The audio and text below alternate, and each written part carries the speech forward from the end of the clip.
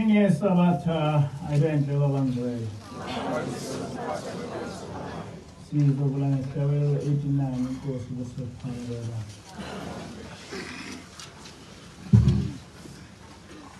La nathi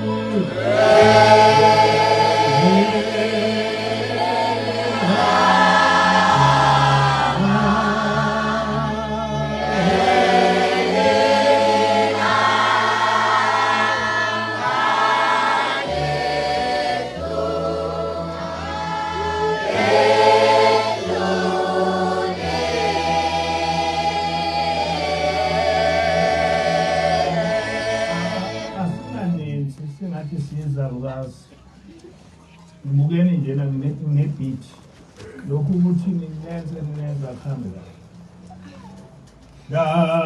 la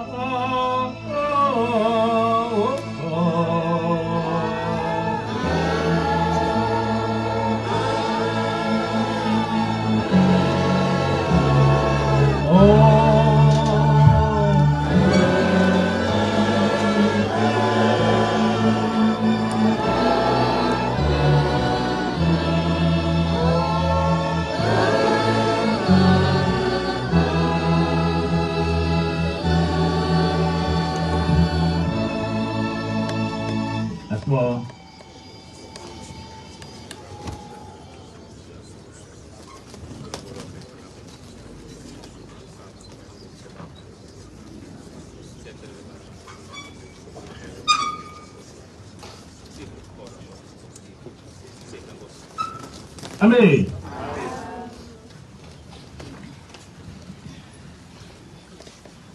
Isihloko salenkonzo sithi Othunyiwe Ngujehova uyofundisa ngezimiso zikaJehova. Othunyiwe Ngujehova uyofundisa ngezimiso zikaJehova.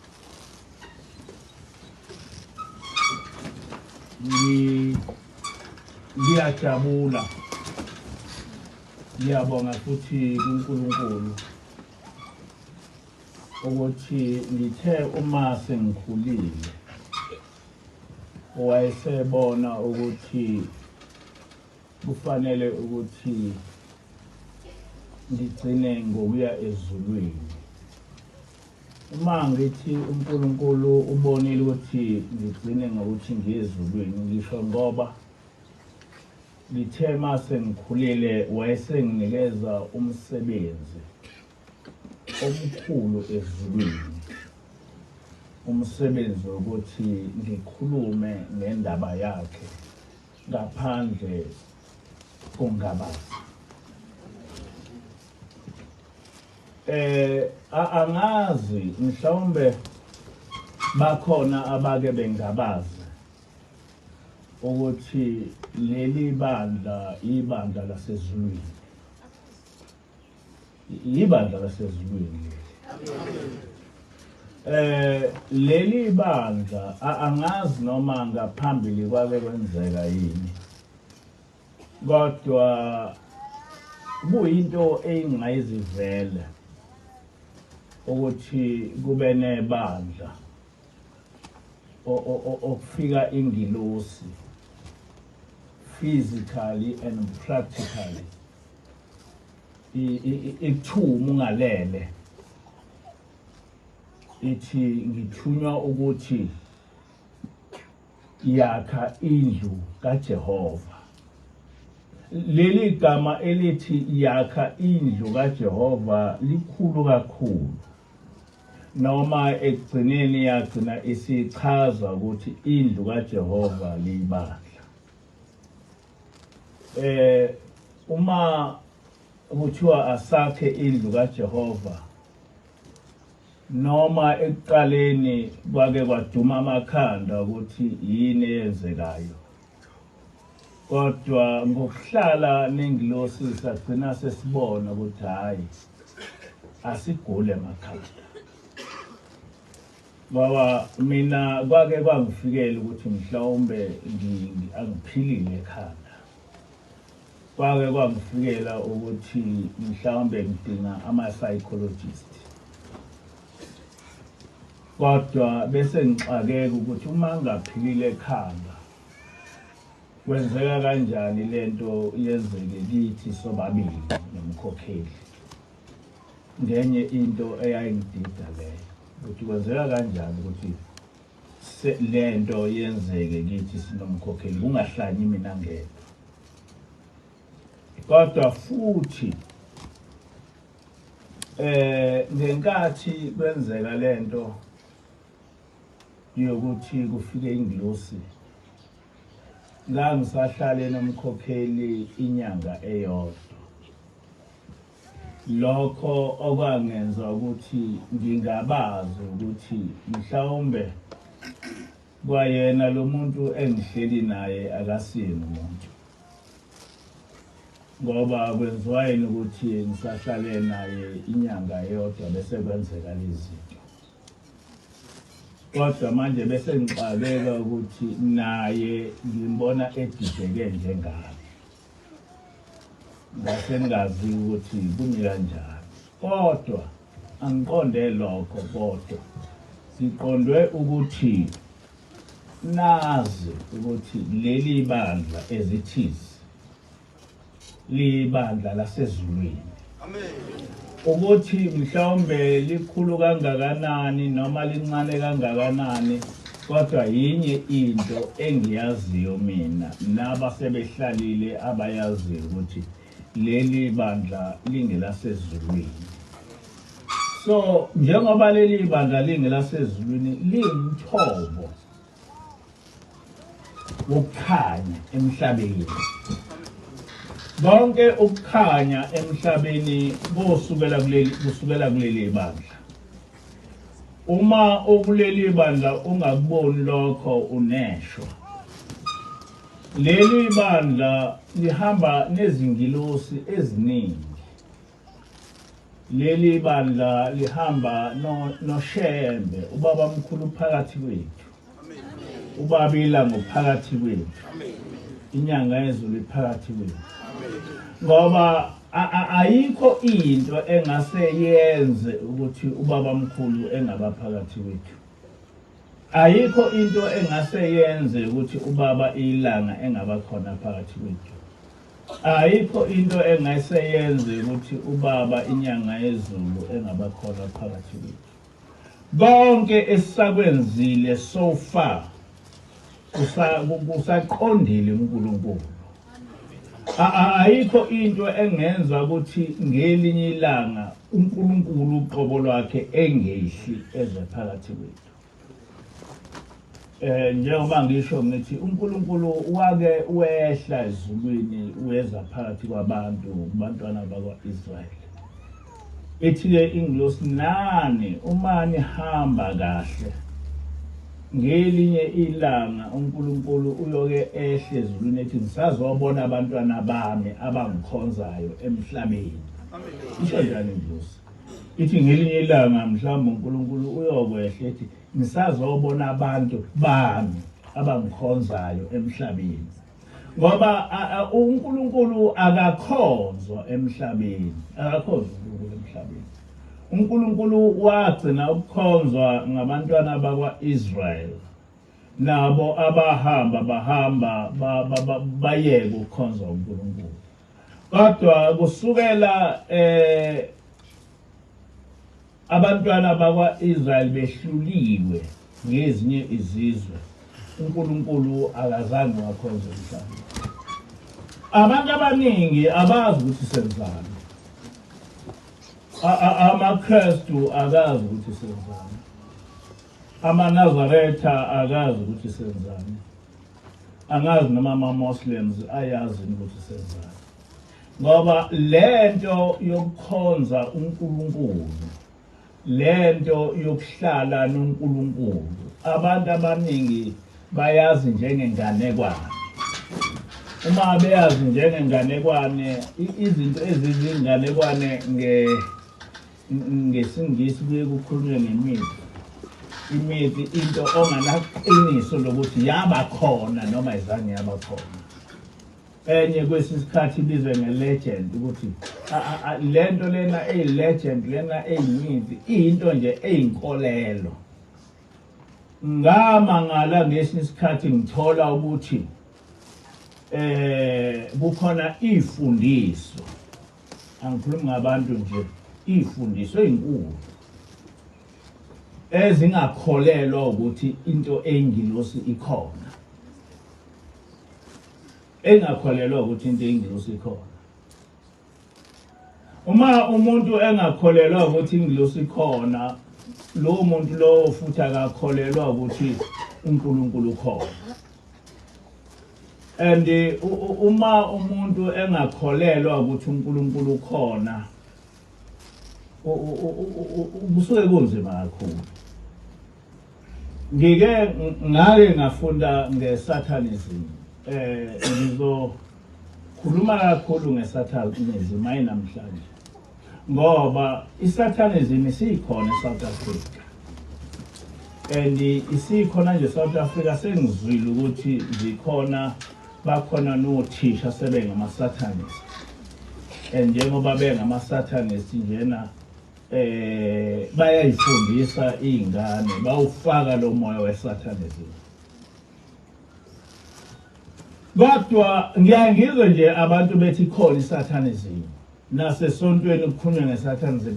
Kodwa angaze ngizwe kuba khona umuntu ochazayo ukuthi iSatanism ikholelwa yini, iSatanism ihamba kanjani.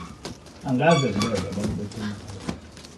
Angazi noma abakhulumi ngayo ngoba bengayazi, noma abakhulumi ngayo ngani.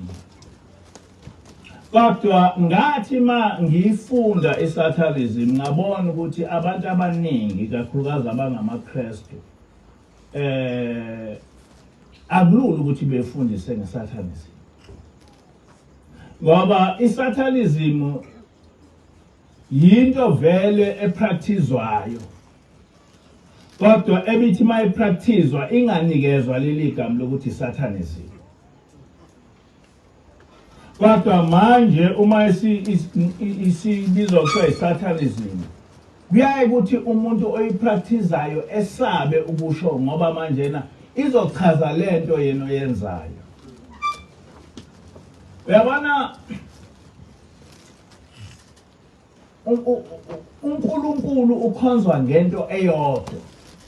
And mawukaphuma kuyo usuyisatanist.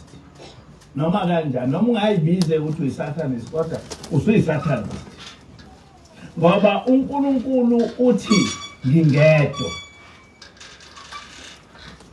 Into yokuqala leyo kaNkulunkulu ngingedwa.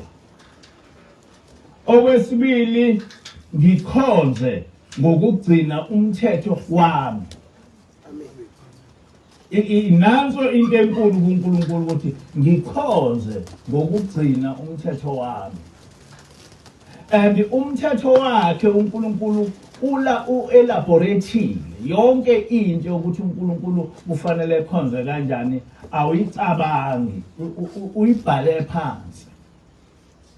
So it is either ungamkhonzi uNkulunkulu kodwa ungamkhonzi ukufihle lokho, noma ungamkhonzi kodwa bese ukushumayela ukuthi akangakhonzwa.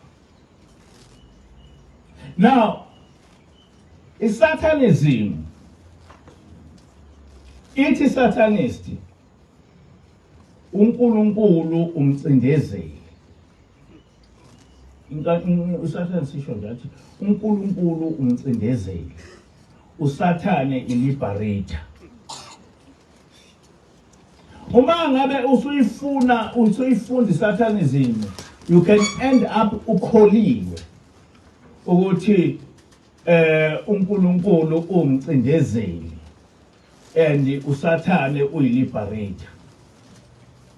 Ngoba ngendlela abazoyibeka ngayo lento bazoyibeka ngendlela ukuthi uyibone ukuthi uNkulunkulu umcindezeli and uSathane uyiliberator.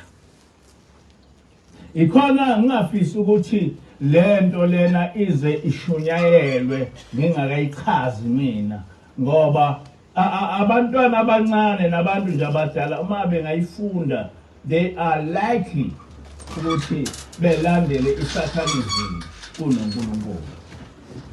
And amakholwa amaningi kakhulukazi kumaKristu alandela isatanism noma bona bethi abayona amasatanist. Ithi isatanist amakholwa angamasatanist kodwa akafuni ukusho ukuthi angamasatanist ngoba bayamesaba uNkulunkulu, bamesaba ukuthi bazongena esihogweni, batshelwa into engekho ukuthi bazongena esihogweni. Ngakho ke yonke into ofanele bekhonze ngaUNkulunkulu bayayichitha, kodwa bengasho ukuthi bangamasatanist. Ngamanye amazwi bathi bangamasatanist ngezenzo, kodwa ngokomlomo bengasho ukuthi bangamasatanist. Now into eyinkinga kakhulu kwisatanism ukuthi kuthiwe uNkulunkulu ungumcindezeli, uSathane ungumkhululi, bese bekubalela ukuthi uNkulunkulu ubacindezela kanjani abantu, bese bekubalela ukuthi uSathane ubakhulula kanjani abantu. Isatanism ayikholela ku-spiritualism, bathi ayikho into espiritual. Yonke into i-practical. into yokuqala le abayishoyo. Mase bethena ayikho into spiritual. ISatanism ithi ayikho into yokuthi uma ufa ubuye uphile futhi. Uma ufa usuphelile. And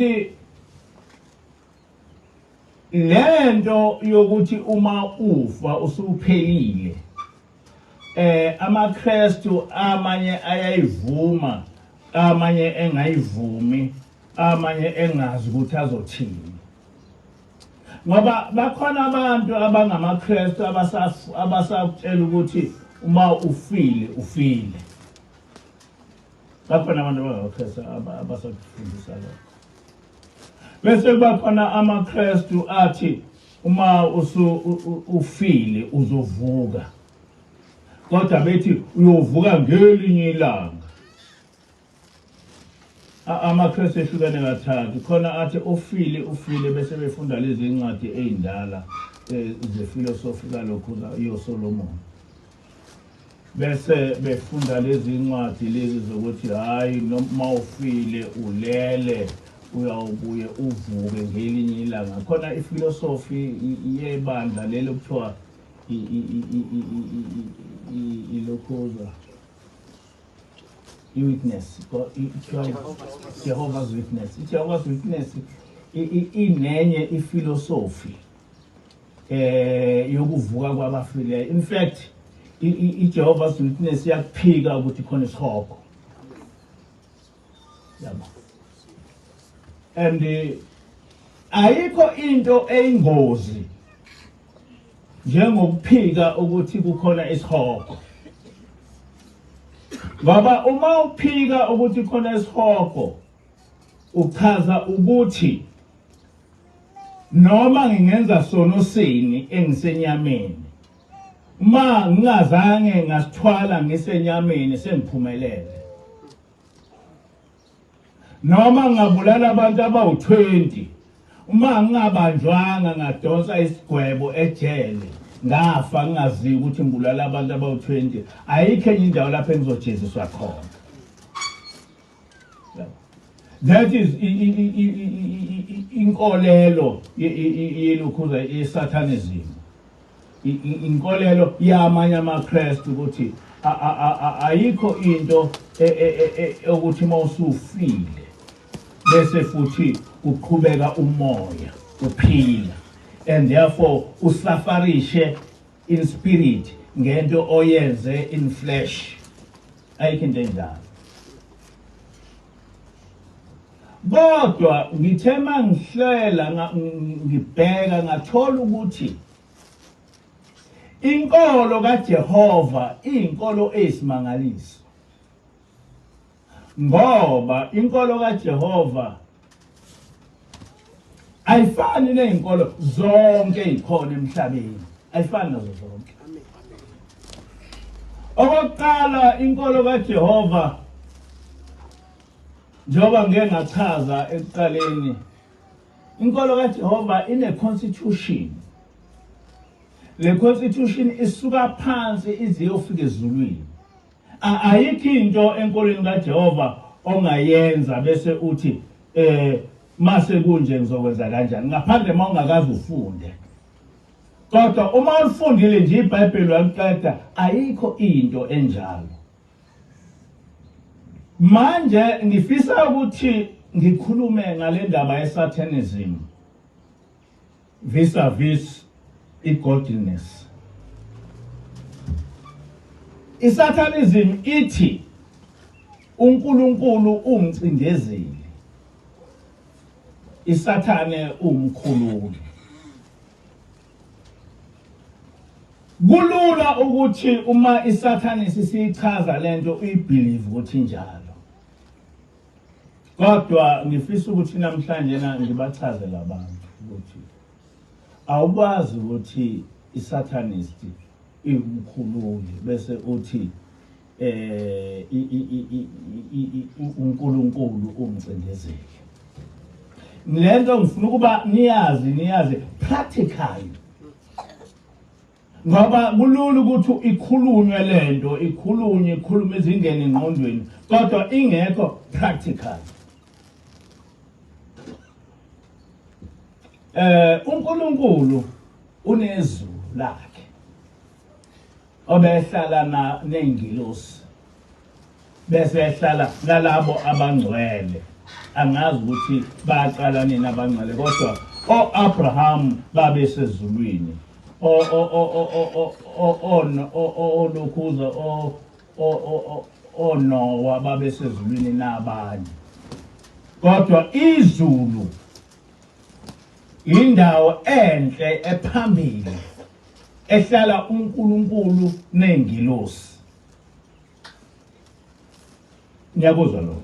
Amen. NoSathane unalo izulu lakhe. Miningi imimoya enamazulu ayo.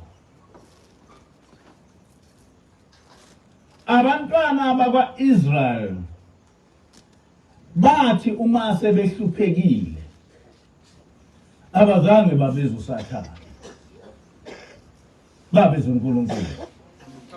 Abazange babiza uSathane ngoba uSathane akanayo umlando wokusiza umuntu. Abazange bamlanda uSathane, babiza uNkulunkulu. Bakhuluma uNkulunkulu wehla ezulwini. Kubhalwe ngisho eBhayibhelini ukuthi wehla ezwa ilokhuza ukukhala kwabo. Kodwa awukho umlando ukuthi uSathane wake weza ezulwini ezwa ukukhala kwabantu. Ayikho nje njalo.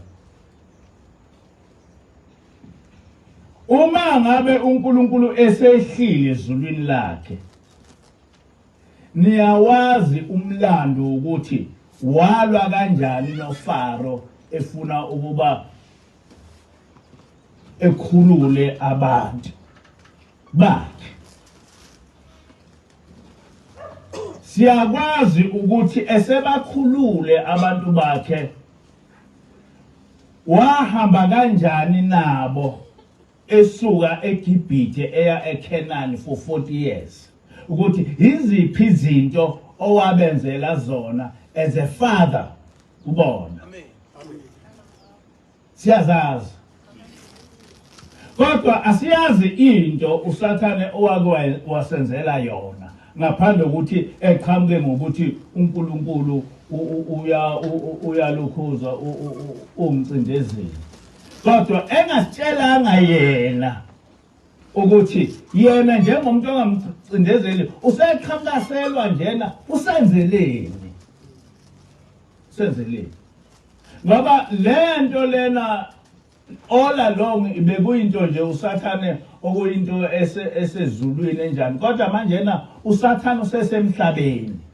Uma umuntu ethi uyiSathanist usuke echaza ukuthi uSathane ukuye. Noma physically sewumuntu njengawe kodwa umoya kaSathane ukuye. Akakufihlile lokho. Just nathi esuke sithi singcwele uNkulunkulu bukithi. So umuntu oyiSathanist manje sekufanele ubhekane naye njengoSathane ngoba vele uSathane. And ekuqaleni umuntu mawuthi uSathane bephatheka kabi. Kodwa namhlanje na umuntu oyiSathanist uyak-advertise ukuthi uyiSathanist, usebenzela uSathane. Ebese convince ukuthi uSathane uyiliberator kanjani vis-a-vis uNkulunkulu. Into abantu abangayazi abamnyama ukuthi uNkulunkulu ngenkathi ehla eza emhlabeni esuka ezulwini akehlelanga ezinye izizwe. Wehlela abantwana bakwa-Israyeli kuphela. Angazi noma niyangizwa. uNkulunkulu ngenkathi ehla ezulwini ehlela emhlabeni akahlelanga ezinye izizwe.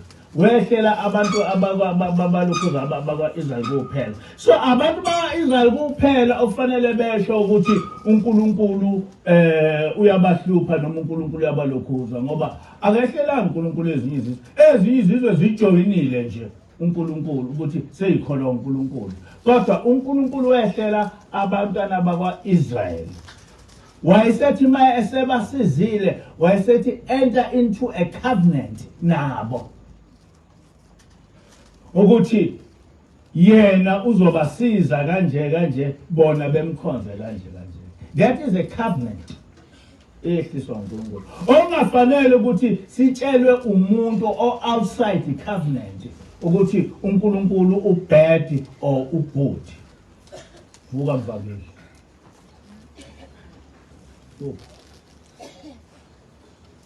Angafanele. Ngoba he has got nothing to do with uNkulunkulu lo esinaye uJehova. And that's why abantu abamnyama bezoduka kakhulu njengoba vele bedukile nje. Ngoba akakho umuntu ongasiyena umuntu wamaHebheru okufanele ukuthi ethi uyisatanist against uNkulunkulu, ngoba lo muntu lo maye umlungu noma ubuphi uNkulunkulu akahlangene vele naye. So uma ngabe sezositshela ukuthi uNkulunkulu ubad, wenzela ukuthi sonke sifane naye singabayibawa kaNkulunkulu. Ngoba uNkulunkulu akakaze bebad. uNkulunkulu uhlale ebheka abantu. Manje na ke bese benza kanje. Njoba ngisho ngithi isatanism ayitholelwa kwi-spiritualism. Ithi isatanism ayikho into eyisona, ngoba akukho umuntu othi ma efa lapha ebuye ephile futhi. Ithi isatanism, okay, nathi asikushumayeli ukuthi abantu abahlupha abanye abantu, ngoba bayazi ukuthi uma beshumayela leyo nto abazukulandelwa umuntu, kodwa bashumayela ukuthi umuntu akazenzele noma yini ethokozisa inyama yakhe. Ngiyakuzwa lokho. Ithi satanism umuntu akazenzele noma yini ethokozisa inyama yakhe. Awungashayelwa umthetho ngenyama yakho. And mind you, ufundiswa ukuthi after inyama yakho ifa, that is the end of you. Ngakho-ke usesenyameni, enjoy yonke into oyithandayo ngenyama yakho.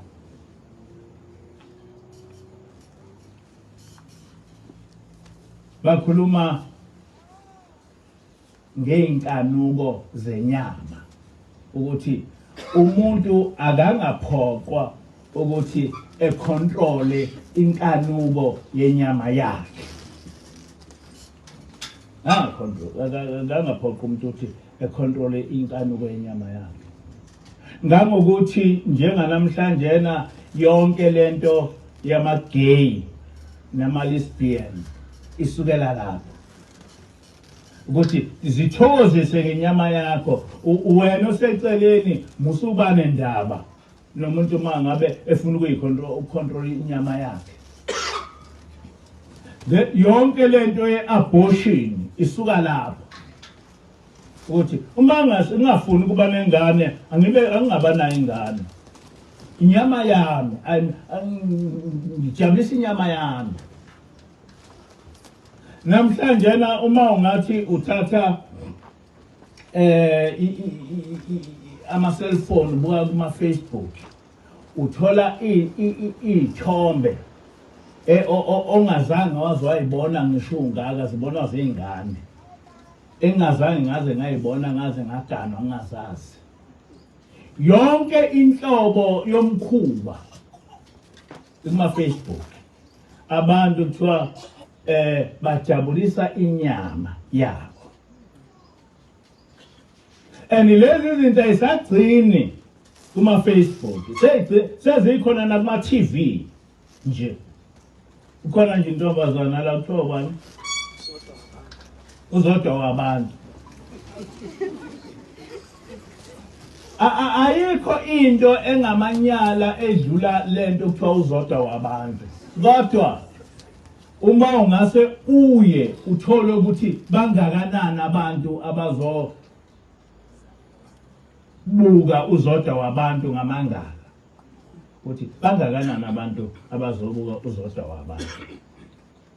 So sifundiswa ukuthi yonke into sithande noma ngabe imbi kangakanani ngoba uNkulunkulu uhlangene ngani nami. Usho njalo uNkulunkulu uhlangene nami. Mina angi-enjoy into engiyithandayo. Kwi-Satanism wenza into oyithandayo as long as ungazibulala omunye umuntu. Kodwa akhona amanye ahamba to the stage. Kodwa kwi-Satanism wenza noma yini oyithandayo evuma inhliziyo yakho. Bathi uNkulunkulu ungene ngani enyameni yami. uNkulunkulu ungeniswa ukuba uyilokhuza ngoba ebona ukuthi unamandla, umcindezeli. USathane uvumela abantu ukuthi benze noma yini abayithandayo, they enjoy themselves. USathane is there to liberate us from God. Ngoba uNkulunkulu umcindezeli wabantu. And lento uma beyikhuluma uyayikholwa, ugcinisa uyikholwa ukuthi injalo. Kodwa uma lokhu ukukholwa kwenziwa ukuthi awunayo i-background yokuthi uNkulunkulu usebenza kanjani. Zonke ezinye izinkolo kunento ezingenayo ngaphandle kwaNkulunkulu wethu kuphela. Ezinye izinkolo azifundisi ukuthi after death of your flesh ispirit sakho sisebenza kanjani. Ayifundise ezinye izinkolo leyo. So ngisho inkolo yabomdabu, inkolo yabomdabu iyakwemukela ukuthi after the death of the flesh there is life in spirit. Iyakwemukela lokho inkolo yomdabu. Kodwa ayazi ngeke uchazele lutho ukuthi ngoba njena after death of my flesh ukhona i-life of my spirit. I-spirit lesi uma siphatha kanjani, siphathwa ubani? Uma ngifa ngiwumthakathi ngijeziswa kanjani after death? Ngamanye amazwi enkolweni yomdabu wonke umuntu osefile ugood. Noma ngabe ufe umthakathi uma usufile ugood. Noma ngabe ufunjani uma usufile nje ugood. Ikhona enkolweni yomdabu ingekho into ebizwa kuthiwa isono. Asikho isono enkolweni yomdabu. Ngoba ngisho igama ngithi isono ayikho ngoba igama lithi isono sukela liwumfakela wesingisi ukuthi sin. Kodwa nje ngokwenkolo yomdabu ayikho into eyisono. Ngoba ayikho into ekujeziswa emva kokuba usufile. Kodwa umbuzo uthi uma ingekho into yokujeziswa uma usufile, umuntu owenze into embi kuwe waze wafika esikhathini sokufa, phambili ujeziswa kanjani? Ujeziswa kanjani phambili? Umuntu owenze okuhle lapha emhlabeni waze wafa ngephutha kodwa ebenza into okufa, phambili urewarda kanjani? Urewarda kanjani? Ngamanye amazwi njengoba silapha njena ngokwesatanism we are wasting time. Sichitha isikhathi sethu ngoba ngabe siyayijabulisa. Ngoba after death iphelile indaba yethu. So we are wasting time uma ngabe silokhuza ngoba ayikho into spiritualist. Ayikho into ezothi uma ngabe sifa lapha siye khona sesiphelile indaba yethu. That is the teaching yilokho. Ngakho ke that's why ke bethi asikho isidingo sokuthi ukhonze uNkulunkulu. Asikho isidingo sokuthi ulalele ukuthi uNkulunkulu uthini. Ngoba ilife yakho is in flesh. Uma kwedlula iflesh sekuphelile ngawe. Uma kwedlula iflesh sekuphelile ngawe. Awusabe uphile. Manje ke ubani ozokwazi ukuthi elwe nesatanism ngaphandle kwethu? Ngoba amanazaretha angeke ezelwe nayo. Ngoba nawo noma engashiyi ukuthi angama-satanist, kodwa ngesenzo bangama-satanist. NamaKristu noma engashiyi ukuthi angama-satanist, kodwa ngesenzo angama-satanist. Ngoba i-satanist umuntu ophikisa okushiwo uNkulunkulu. Ngichazela ukuthi eminyakeni ephambili yawo 1960 kwavulwa ibandla lesatanism eAmerica. Umholi walo wafika efake ukhololo kodwa wayese ephuca ikhanda. Ingakaziwa le nto ukuthi umuntu engaba umfundisi efaka ukhololo bese ephuca ikhanda. Intatheli zaseyibuza ukuthi lokhu kuphuca ikhanda ufake ukhololo usho ukuthi umfundisi uchaza ukuthini. Uthi ke uLavey lokhu kuphuca ikhanda kuchaza ukuthi ngiyamphikisa uNkulunkulu ongumcindezeli ukuthi ngingakhululeki ngekhanda lami. Ngiyamuzwa ukuthi uthi uLavey no lokhu kuphuca ikhanda kuyisign ukuthi ngiyamphikisa uNkulunkulu. Ukuthi akahlangene ngalutho nekhanda lami. Abantu mabethanda ukuphuca ikhanda abaliphuce. Kodwa emva kwale nkulumo kaLavey bonke abantu abamnyama baphuca amakhanda ngisho abafundisi. So ngokwenza bamvumela uLavey. Kodwa ngomlomo bathi bangabaka uNkulunkulu. Kodwa ngokwenza bamvukela bamvumela. Uthi ubaba mkhulu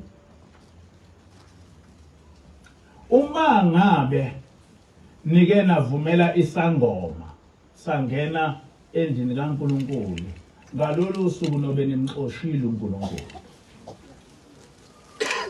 Kusho baba mkhulu ngalolu suku nobe nimxoshile uNkulunkulu. AmaNazaretha ayivumela izangoma ukuba zingene endaweni kaNkulunkulu. Ezinye zaze zaba abafundisi, ezinye zaba abakhokheli, ezinye zaba abashumayeli. Bamxoshile uNkulunkulu.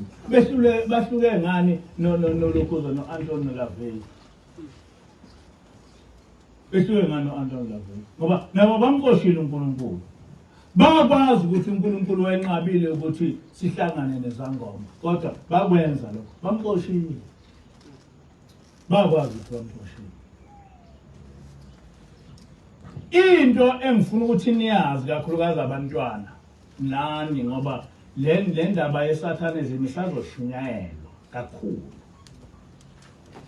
Njengoba senibona njena sekuney'thombe zika-Facebook zabantu benza isex nayo yonke leyo nto ey'nganeni into eyayingaziwa ukuthi yayingenziwa kanjani le nto ukuthi ungagqoki kwangaziwa. Le nto isazokhula kakhulu ayizugcina kuFacebook izoba nayo i-TV futhi i-authorizwe ukuthi ibe khona. Ngoba uma binga-authoriziwe bingeke ibe khona kuFacebook. kodwa isiya authorize manje ube khona. Manje lokho kusho ukuthi ukuba umuntu kaNkulunkulu ufanele ube umuntu o-understanda kahle. O-understanda kahle ukuthi inkinga ikuphi. Inkinga ikuthi okokuqala ukukhohlisa abantu ukuthi akukho ukuphila emva kokufa. Ngoba uma ngabe kungekho ukuphila emva kokufa, ngizolwelelana ukuthi ngibe good. Ngoba noma ngekho good ngeke ngijeziswe. Ithi ngelinye ilanga ingilosi kimi, nina ngiyahlupheka, nina imanje nabantu basenkantolo ngoba nigweba umuntu ngento ayikhulumile nento oyenzile. Ngamemazi nigweba umuntu ngento enizwe kuthiwa uyikhulumile nangento enibone ukuthi uyenzile. Uthi kodwa ezulwini umuntu akagwetshwa kuphela ngento oyenzile noyikhulumile. Kodwa ezulwini umuntu ugwetshwa ngento oyikhulume ngenhliziyo noyenze ngenhliziyo. Isiyayichaza ke lento ingilosi. Ithi ungaplana ukubulala umuntu. Uplane mhlawumbe uplane a day or 2 days or even a week. Uneplan ukubulala umuntu. Bese kuthi ngosuku lesihlanu umthole umbulale. Uma usumtholile wambulala bese uyabaleka. Uthi ezulwini inhliziyo izokhuluma uplana. Isho yonke into icabangela uplana. Ikhulume umbulala. Ikhuluma usumbulela usubalekile. Inhliziyo lokhu ikhulumile. Ithi omunye umuntu engabulala umuntu manje engazange wazwa kuplana. Ethi sembulele ebaleke, ethi lapho khona ekhale. Laba abantu benzisa into eyodwa babulalile. Kodwa lo nomunye ukubulala ukuplane 5 days before ebulale. Lo nomunye ubulale nje kwafika nje ukuthukuthela noma uwenzani wabulala. Lo nomunye uthema esebulalele esecashile wathala ukuthi ngaze ngambulala umuntu. Omunye uzothi ma esembulele umuntu ejabule ethi yafinja. Kodwa yonke lento nina niyazi, nina kuphela into eniyaziyo ukuthi umuntu umbulele. Ithi ke ingilosi nina nigweba umuntu ngento oyenzile nangento enimuzwa eyikhulumile. Kodwa ezulwini ugwetshwa umuntu ngento obeyicabanga ukuthi uqale nini ukuplana lento. Uthena mayesesenzile lesono wenze njani? Uyisolile noma akayisolanga. Ezulwini akuzokubuza ukuthi uyisolile noma uyisolanga ngoba inhliziyo ikhuluma yonke into. Ngangitshela ingilosi la. Ngihlale ngangade ngiphuma enkantolo nje. Kwakunecala lezima lapho. Yaqala ingilosi ukukhuluma lento ukuthi nina niyahlupheka. Ngoba kufanele ukuthi nigwebe umuntu ngento oyikhulumile nento enimuzwe eyisho. Ngento umuntu oyenzile nento umuntu enimuzwe eyisho. Ithi le ngilosi ezulwini ugwetshwa umuntu ngento obeyicabanga ngoba ukucabanga ukukhuluma. Ucabanga ukukhuluma. La asimuzi umuntu mayicabanga kodwa ezulwini uyaziwa umuntu. Yonke into oyicabangayo ezulwini is recorded. Akudingi nokuthi mawuthethe icala kulandwe ofakazi ngoba yonke into oyenzile uyikhulumela wena, uyayizwa. Ngangitshela indlozi lo. Manje ke uma ngabe kungekho ispiritualism, kungekho ukuthi uma usufile uzothethiswa amacala owenze usaphila, isidingo sokuthi ngesabo kwezisono nesiphi ngoba as long as imfihlile,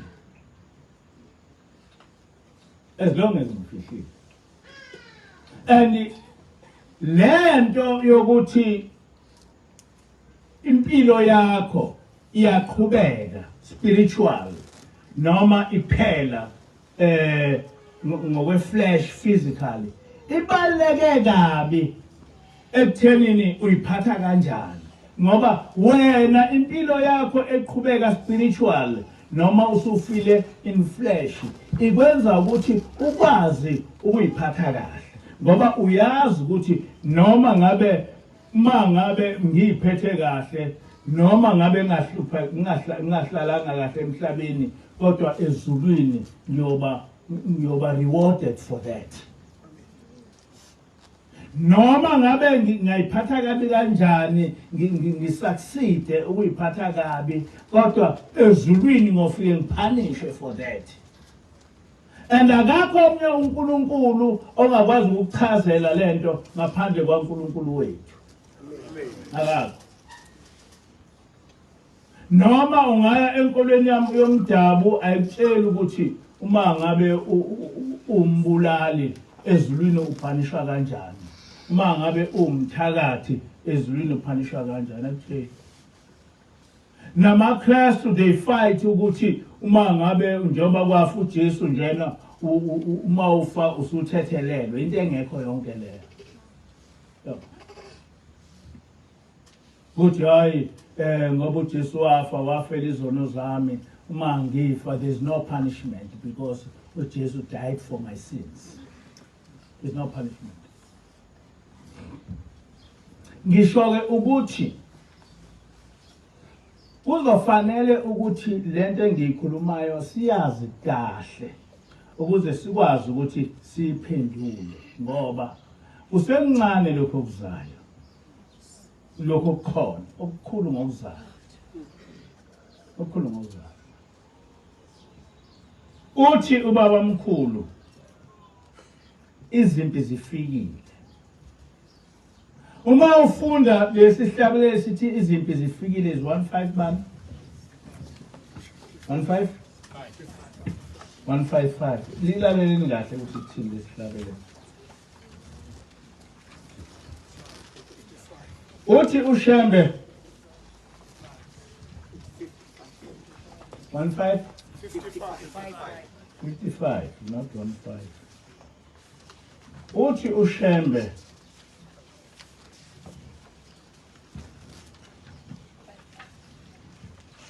izimpi zifikile, izwe lakithi selifile. Hlabani umkhosi omkhulu. Khulumani kahle emakholo, izwe lakithi selifile. Umkhosi wencithakalo sewuphumile. Uze ukusichitha enkosini yezulu. Uphumene elizwi lokonakalisa. Uphuma lenkemba ufuna ukweyisa lenkonzo kaThixo ize iphele.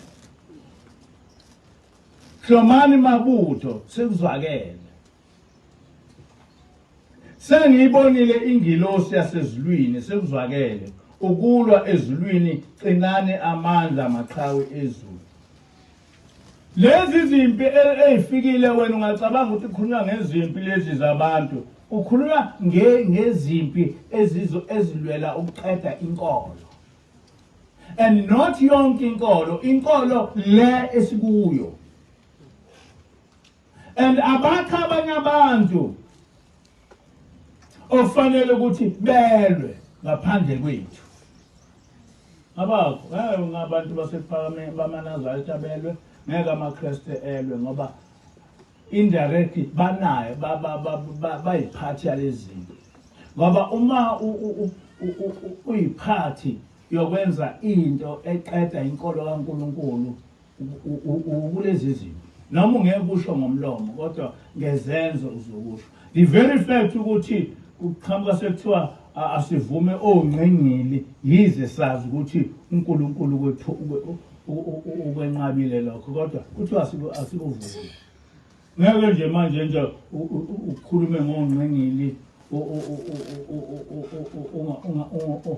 ungashayiswa uvalo wesatshiswa ngake ngatshelwa ngomunye ukuthi kwase befuna ukuthi bembhikishele ukuthi ngihlaba ongcengili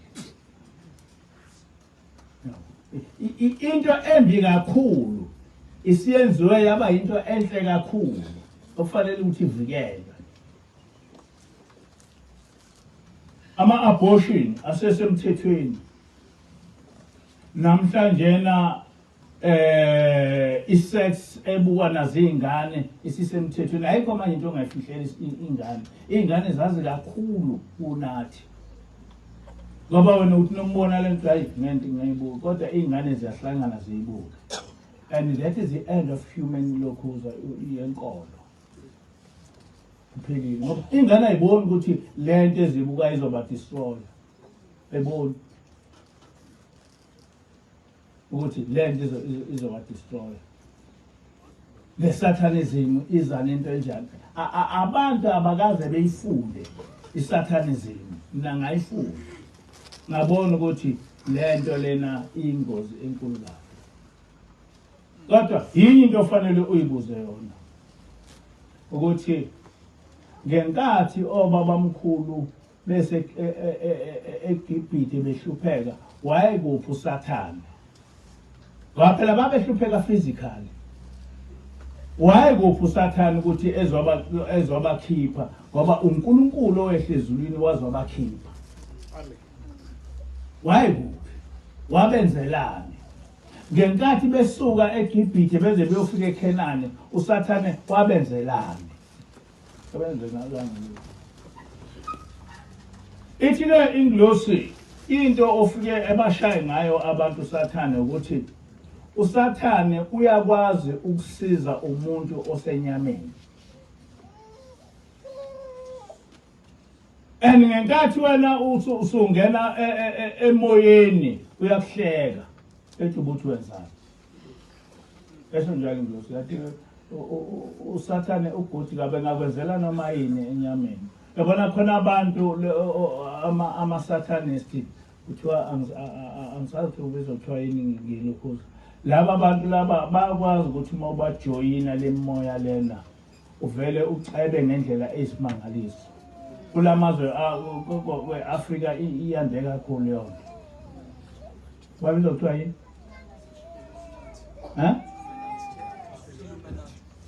ya into enjalo mina kodwa khona igama nje ekujwayelekile la ko-Nigeria laba abantu ababehambe bothwala betholakala sebecebile beyiyo yonke into le mimoya ikwazi ukwenza noma yini ingakwenza ucebe ube into ethize kodwa engizokugarantela khona ukuthi ekugcineni uyohlupheka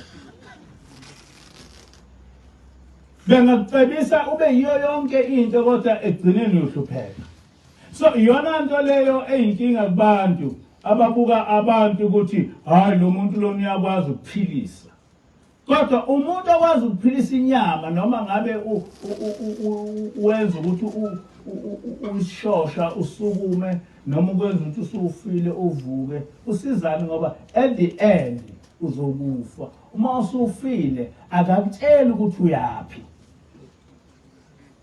akutshela ukuthi uyapi uma usufile so the only thing ezokwenza ukuthi ukwazi ukuzenza lezi zinto ukuthi ekufundise ukuthi uma usifile iflesh yakho that is the end of you ngakho ke enjoy iflesh yakho ngoba that is isikhathi sakho uma sekuphelile usekufika ukufa usuphelile usufana nogodo. Whereas it's not the same, it's not the fact. The fact is, uma ufa iflesh yakho umphefumulo uyaqhubeka nokuphila. And uma uqhubeka nokuphila umphefumulo ilesi sikhathi ke manje na ke ijudgment iba khona kuwe. Ngoba ijudgment abantu bacabanga ukuthi koba nejudgment nje yobulala abantu. Ijudgment ikuwena because uma wena usufile, that is judgment kuwena. Ngoba ayikho into ozoyenza uma usufile ngaphandle kokuthi wehlulelwe. Ayikho into ozoyenza ngaphandle kokuthi wehlulelwe. Ngakho ke ngisho ukuthi njoba kungena umhlangano sisempini umkhokheli kwayikhuluma lento ukuthi unkosazana ukhulumile ngayo ukuthi waze wathi unkosazana asinikele ngoba manje na sekunengozi yokuthi uzale umuntu uthi uzele ingane yakho kanti akusiyona ingane yakho kaSathane. Wena impela ujabule uthi uzele ingane kanti hayi le ngane akusiyona yakho kaSathane. Uyibona silokhu sino-12 biseqala kuba nezimpawu zokuthi lo muntu lona noma ephuma egazini lami kodwa spiritually akusiyena wami. Ithi ingilosi mayibona ukuthi ukholiwe mhlambe kunikezwa umakoti umphuphe ngisho ebusuku bese ubhiliva ngempela ukuthi hayi lo makoti kumnikezwe uNkulunkulu nakho ngimphuphi kanti uphuphi idimoni. Lokho libugane ulihluphe ngendlela ongayisimangaliso noma ngabe uyinkosikazi uphuphe indoda ujabule impela ukuthi hayi le ndoda nginikezwe uNkulunkulu mhlawumbe ibone ngisho iphusheni noma ubone indlela enithandane ngabo ukuthi hayi le ndoda nginikezwe uNkulunkulu kanti lutho uyinikezwe uSathane. Ithi ke ingilosi kuhle ukuthi siyiphathe kahle. Mase kufanele kuba sigane noma sigane sicele uNkulunkulu lokho. Noma sekufanele kuba sibe nabantwana sicele uNkulunkulu lokho. Ngoba izimpi zifikile. Ufike isikhathi sokuthi abantu behlubuka uNkulunkulu ngokusobala ngoba isatanism iphumile ukuba izobhubhisa lokukholwa. So uma sekufika uNkulunkulu esephendula, don't be counted with the devils. Be counted with angels.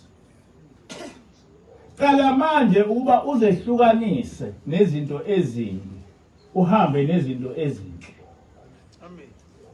Uzehlukanise nezinto ezimbi ngoba njoba ngisho nje ngithi njoba silapha singcwele ngani na ngoba lokho esiyikho asizange samcabanga. Wafika ingilosi yaguqa phambi kwethu yathi lithunywa ukuthi ufundisa abantu ngendlela eyiyo yokukhonza uJehova. Sakwenza lokho noma kwakukhulu ukuthi singakwazi uzokwenza kanjani sithukwa kodwa sesiyabona manje noma ubani uyakuthi hayi lento ikhona. Nababe bethuka ingilosi sebabona manje ukuthi hayi lento lena ikhona. Bakhona nje abanye bebentshela izolo bethi hey umfundisi ngenkathi ukhuluma ngengilosi sasingayiboni lento ukuthi ikhona. Ngoba noma sasithi siyayimagina singayiboni ukuthi imi kanjani. Kodwa manje na akusekho ukuthi ilokho into lengilosi eyikhulumayo uyayibona ukuthi ivele ezulwini. Amen. Kusho abantu bathi akusadingi ukuthi uze ukholelwe izinto ezenza ubone ukuthi hayi lento ayikwazi ukusuka kulo muntu kukhona lapho esuka khona. Ngakho ngisho ukuthi ufanele ukuthi sibambe noma ishisa noma linjani. Kufanele ukuthi sibambe ngempela ngoba sisodwa.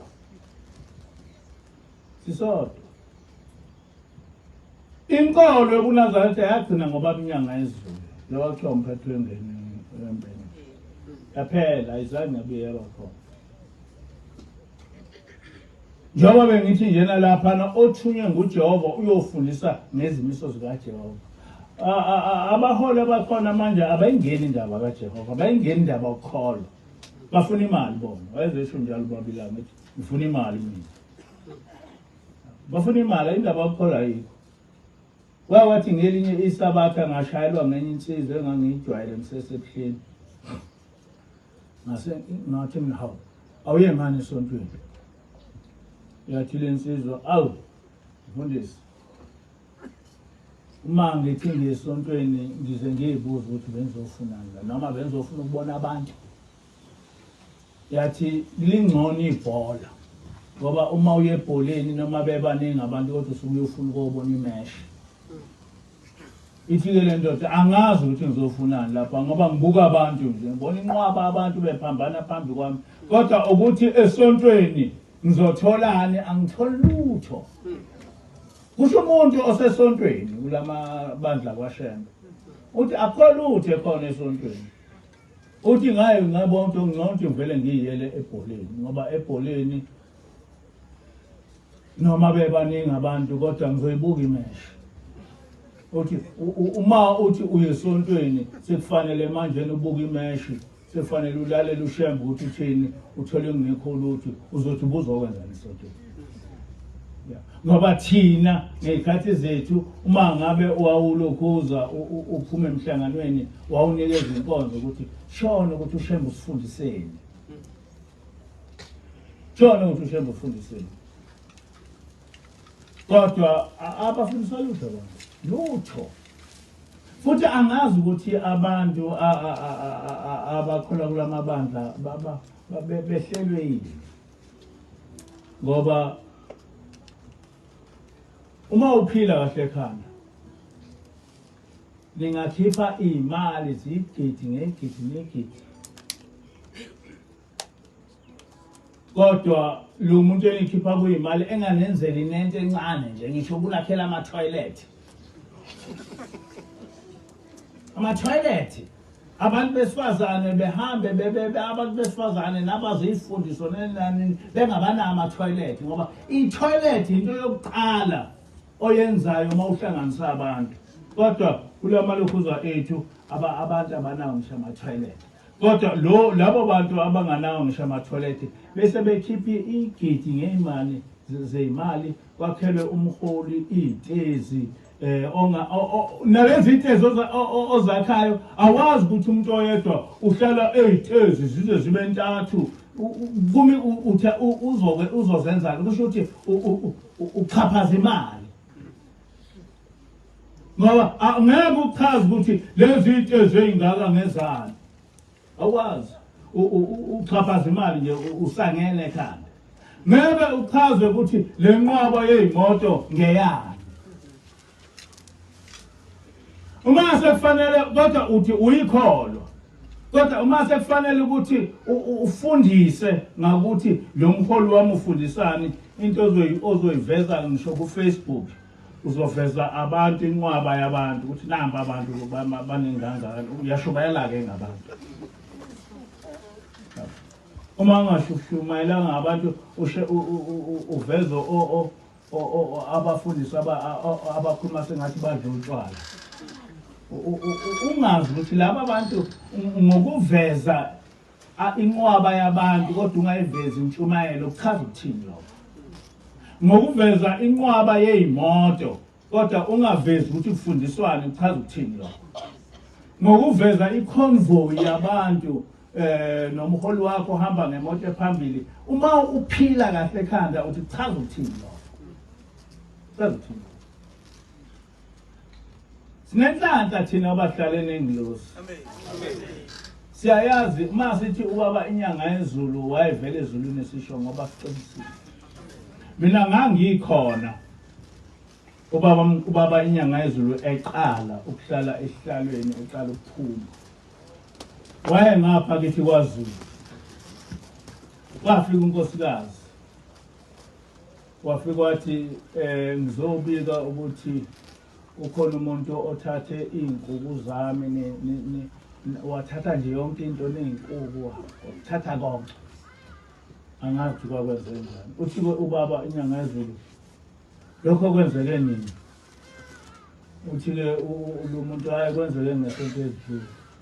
Uthi awu uzombikela ngento eyenzeke ngesonto edlule phela lowo muntu uyidlile iy'nkuku.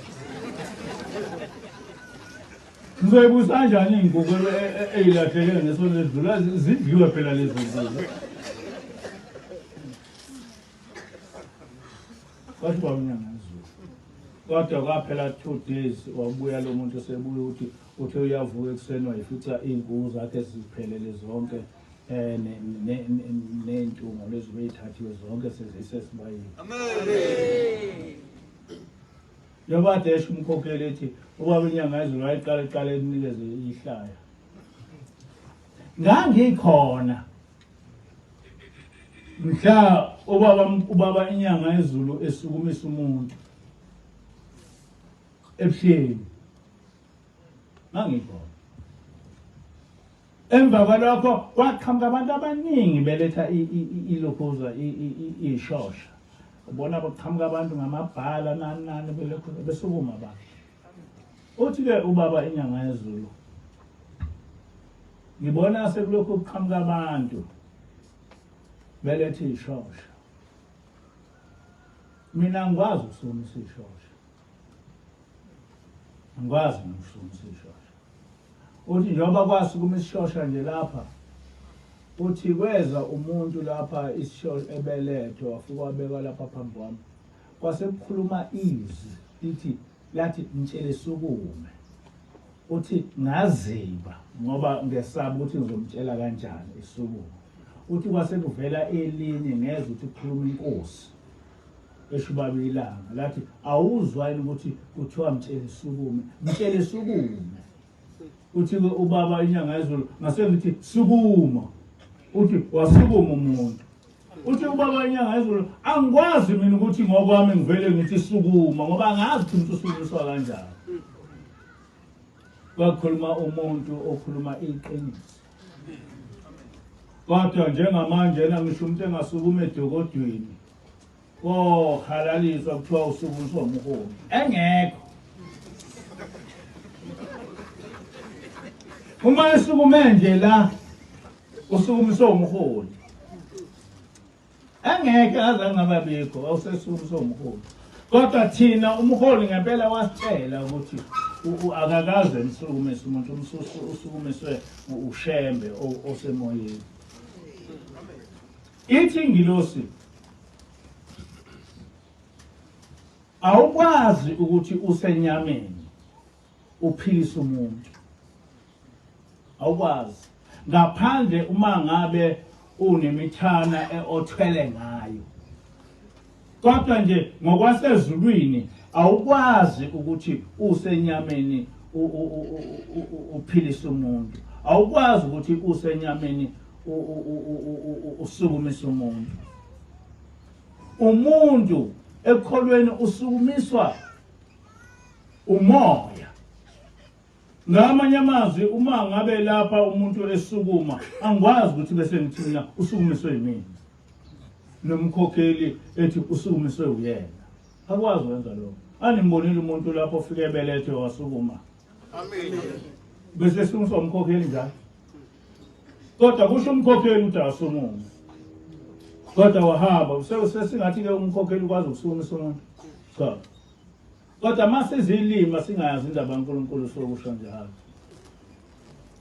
Ithi-ke ingilosi awukwazi ukuthi usenyameni uphilise umuntu noma usukumise umuntu.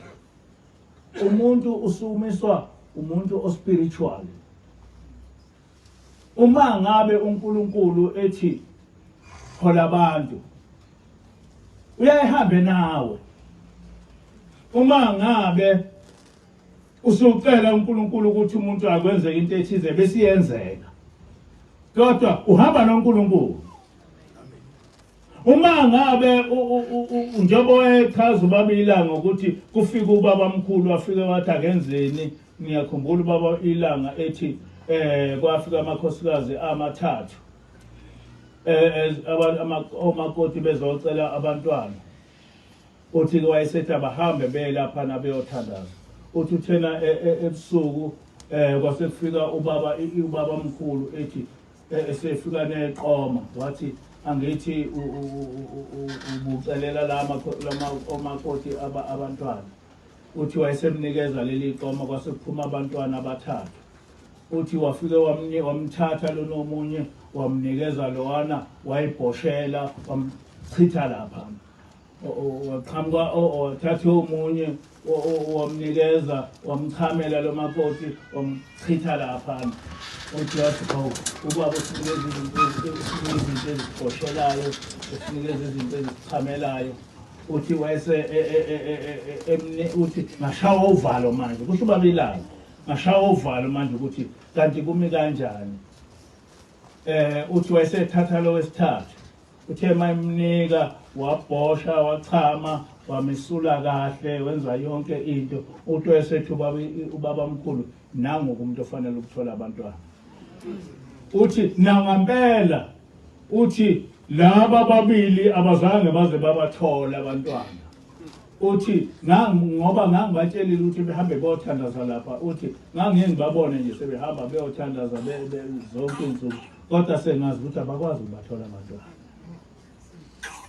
ngoba abantwana babalahle uthi kodwa lento ngayibona ephusheni ubaba mkhulu efika nalabo abantwana uthi wafika ngeqoma ngabanika mina kwenzeka leyo nto ngangayazi ukuthi yenzekani uthi wagcina lo makoti enabantwana abaningi laba abanye uthi angazi ukuthi bagcinaphi kodwa bazange bazobathola abantwana kodwa ubaba wayemholi kodwa wanikeza abantwana ubaba mkhulu nobaba inyanga yezulu wayengumholi kodwa into eyenza ukuthi laba bantu belokhuze labantu bezishosha bevuke baba ubaba mkhulu nobabili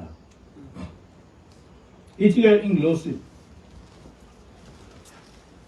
akakho umholi manje ongasukumisa umuntu akakho umholi ongaphilisa umuntu uthi njengoba leli bandla lasesithini linibona likhula nje uthi likhuliswa inyanga yezulu uthi njengoba nalabo abantu nibabona besukuma benza yonke lento bebenziswa ubaba inyanga yezulu ngoba ubenethemba lokuthi leli bandla lizoba into ekhona uthi kodwa naye usephelelwe ngamandla manje ngento eyenzekayo na usehambile akasakwazi ukuhlala kuleli bandla ngoba yonke into eyenzekayo lapha njengoba kuhlala izangoma nani iphambene nomthetho kaNkulunkulu namhlanje na usabezwa beqhosha ngolokhuza ngusukuma kwabantu indlo sesihambile ubabili inyanga yezulu sehambile ngoba uyabona ukuthi ayikho le ithi ke ingilosi into ofanele niyazi lo umuntu uriwota ngento oyenzile uthi njoba ukhona njena ubekiwe ukuthi hola abantu bekoNkulunkulu kodwa uma ungayenzi into uNkulunkulu othena yenze ngeke ukuthi ngoba nakho ubekiwe kufika ingilosi kuwe bese uba mkhulu ngento ongayenzanga abaprofeti bayaboshwa beboshwa bekhethwe uNkulunkulu ukuthi abahola abantu bekhethwe uNkulunkulu ukuthi abashumayele uma bengasawenzi lo msebenzi obathena balokhuza bavelelwa iyo yonke into beboshwa abaprofeti ababekwe uNkulunkulu ithi ingilosi umuntu ongabekwanga uNkulunkulu kodwa uma esenza into ekahle ezojabulisa uNkulunkulu uyakwazi ukuthi ebe mkhulu ezulwini kunomprofeti obekwe uNkulunkulu and abantu bakwashemba bayazi leyo nto bavele njena bephuze utshwala besuke lapho behamba beyoba abaholi bese becabanga ukuthi sebeyinto enkulu ezulwini lutho akuhambi kanjalo njengoba ngimphambi kwenu njena ngokonyeliswa ngento engiyenzile hayi ngokuthi ufike ingilosi kodwa okubalekile ukuthi lokho engithunywa ukuthi ngikwenzile yini ngaso sonke isikhathi ngithi Nkosi ngicela ukuthi ngingenqeni ukwenza umsebenzi wakho ngoba ngiyazi ukuthi uma ngenqena ukwenza umsebenzi wakhe lo engithunyiwe ngiyojeza ngalokho ukuthi kufike ingilosi yahamba nami yenza yonke le nto akuthisho okusho ukuthi ngikwenzile lokuthiwa ngikwenze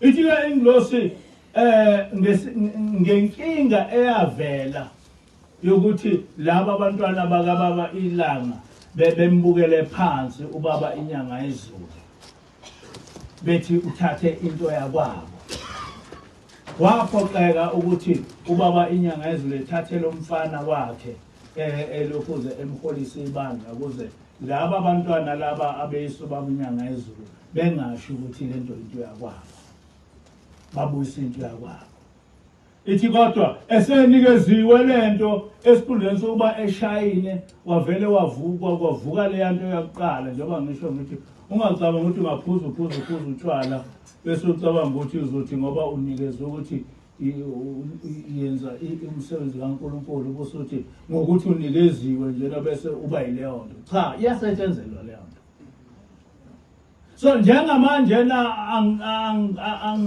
angibafihlela abantu abakwashembe ukuthi uNkulunkulu akasekho phakathi kwabo noma bona bengathi bangabakwashembe besho yonke into kodwa iqiniso ukuthi uNkulunkulu akekho phakathi kwabo and bazokubona lokho engikushoyo ukuthi uNkulunkulu akasekho phakathi kwabo kodwa sibene inhlanhla thina ukuthi uthema ngabe uNkulunkulu eza kithi wafika ukuthi singalutho ngoba ufike ithi singalutho basithuka benza yonke into bathi asibona abakwashembe siyini singabantu ntuntuntu kodwa uNkulunkulu wathi ningabantu ntukubo kodwa mina ngikhetheni amen khetheni ukuhamba and mayisikethini uNkulunkulu sakwazi lokho ukuthi vela silutho sakukhuthalela ukuba senze umsebenzi kaNkulunkulu amen sakukhuthalela ukusenza umsebenzi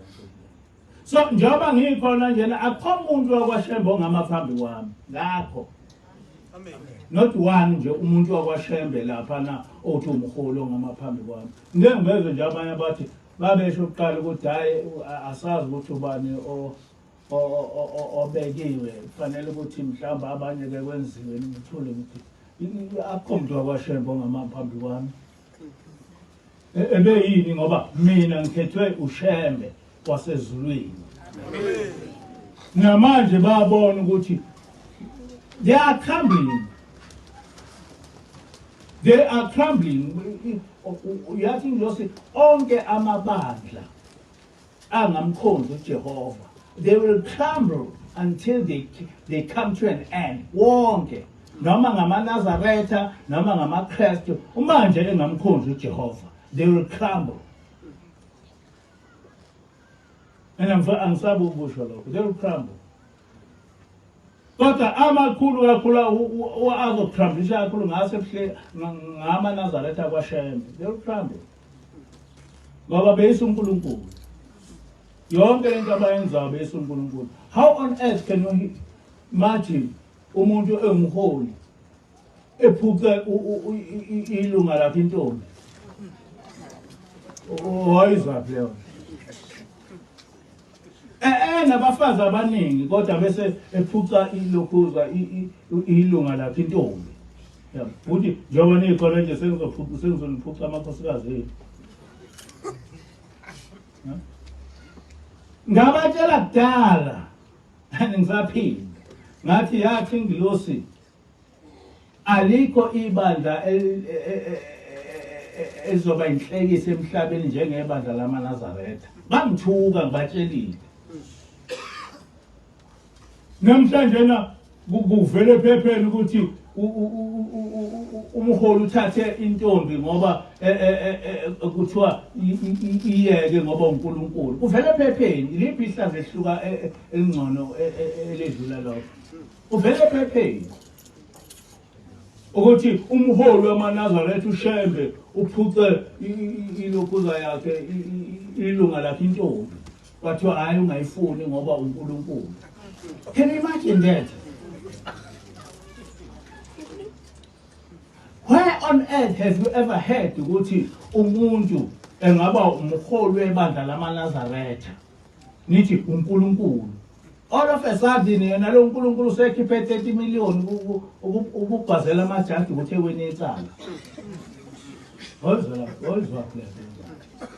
Kodwa ngithema ngibatshela ukuthi le nto lena yasho ingilosi, ngabatshela ngathi yafika ingilosi ukube kwabo umuntu yayobuyakhala. Ngabatshela ngikamamanga ngazabatshela yonke into ngathi yazi athi mfowethu amakhosi amathathu asekuphameni athi asethembe wena.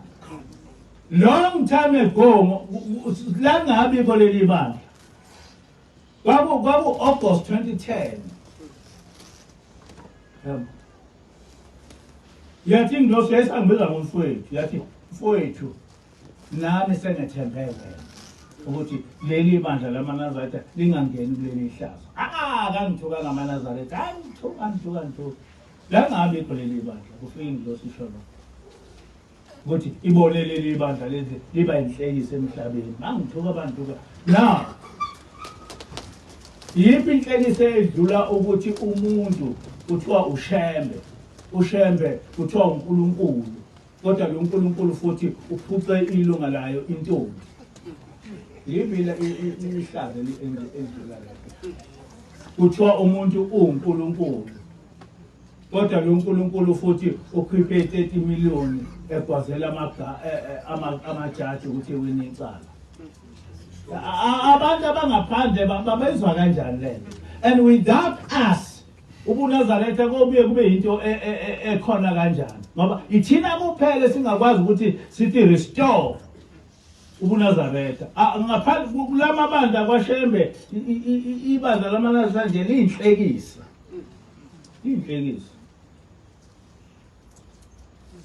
Inhlekisa. Kodwa angazi ukuthi abantu bamaNazaretha bangenwe emakhanda ukuthi abayiboni ukuthi le nto ayikho.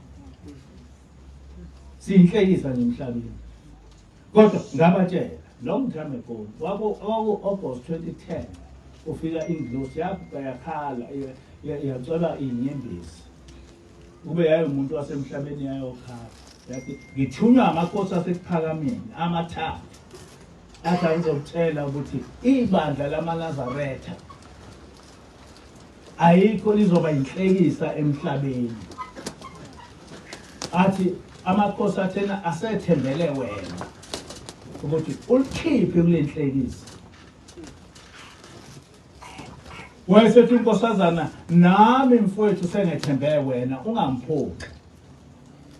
Kodwa ekusho lokho ngo-August lingakabikho leli bandla. Ngabatshela bangithuka. Wakusho unkosazana ambakhumbuza abantu basehlweni nabasePhalamende. Wakusho unkosazana wathi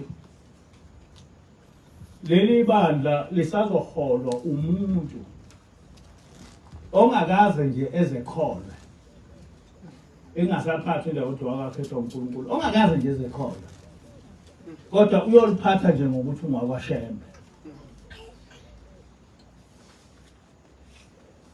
Ngabusho lokho ngangithuka.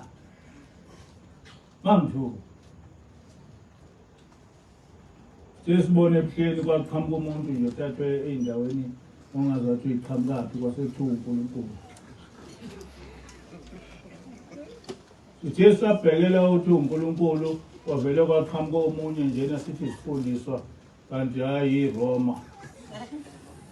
Wavele nawo waphatha. Sangabe sazi manje ukuthi ingilosi bisho kuphi. Noma ibisho lona oqhamuka ey'mbizeni noma lona aqhamuka amaZameni. Sangakwazi. Kodwa bonke kuchaza ukuthi ngoba nalo oqhamuka amaRomeni akakaze ezekhona.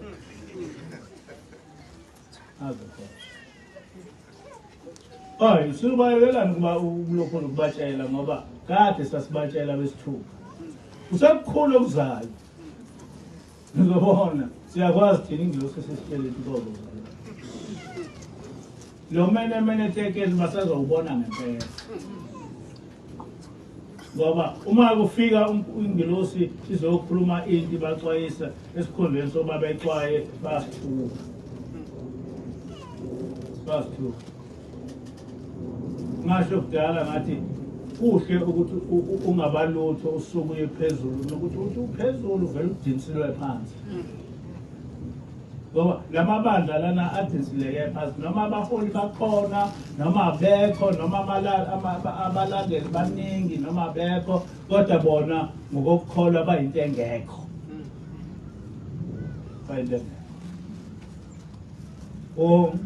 Nazareth,